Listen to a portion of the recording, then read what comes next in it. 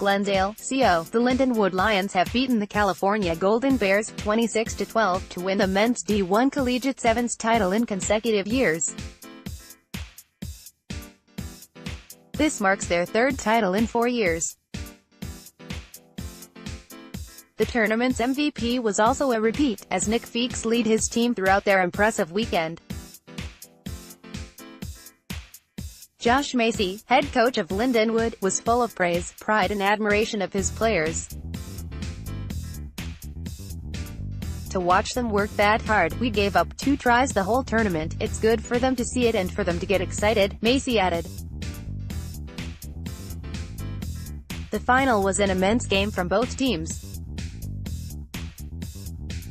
The game started in a 0-0 deadlock for the first 5 minutes, with both teams threatening but neither defense was willing to bend.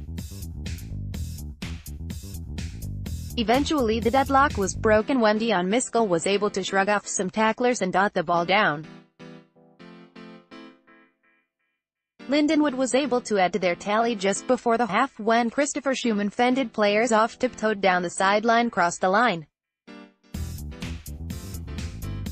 At the half, Cal was down by 14. Despite the halftime deficit, Cal came out swinging in the second half and looked to have put themselves back in the thick of it when Zach Tavener crossed over.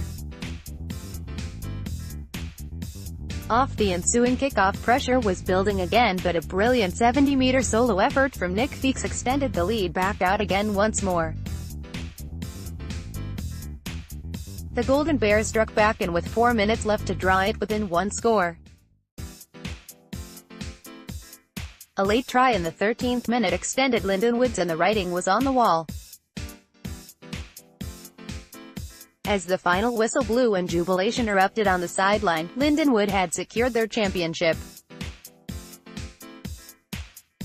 The day as a whole was a magnificent day of rugby in men's D1. It was a wet, cold and windy day in Rugbytown, USA, less than ideal conditions for sevens, but that didn't stop the teams from putting on a show.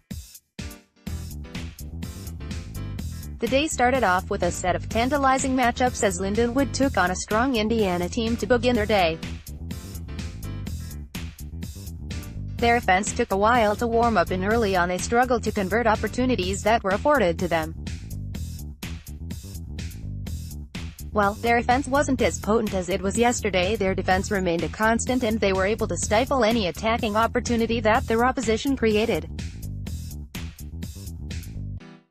They would move on to face Grand Canyon after the Lopez won in extraordinary fashion against Wisconsin. Cal's day kicked off in impressive fashion as they disposed of Arkansas with ease. They ran in 38 unanswered points to start the game and were dominant in all facets of the game. However, their bastion-like defense did eventually crack as they left in a try to Arkansas as time expired, ending their run with Lindenwood as the only 2 teams not to concede any points in the tournament. Their opponent for the semifinal was Kutztown, as they advanced after a dominant display against Arizona, thanks in large part to a brilliant individual game by DeMonte Noble. In the semifinals, Cal was tested early by Kutztown as Noble continued to be a thorn in the side of every team that he came up against, but Cal had his number. Tavener was inspirational for Cal as he scored twice for Cal, and Troy Lockyer did a phenomenal job of controlling the game. Cal advanced to the Cup final, 31-15. Lindenwood's semifinal was comprehensive on the scoreboard, but in reality it was much closer. As the first half concluded, they only had a 7-0 lead over Grand Canyon, GCU. But on the stroke of halftime, GCU saw a man sent to the bin and the Lions pounced. They struck twice in the 2 minutes that they had a man advantage, and from there the rest was history. Lindenwood advanced 26-0, full list of men's D1 finals. Shield Final, Fordham 31-17 Western Washington Bowl Final, Utah 20-17 Notre Dame College Plate Final, Arizona 14-12 Indiana 3rd place, Kutztown 29-0 Grand Canyon Cup Final, Lindenwood 26-12 Cal.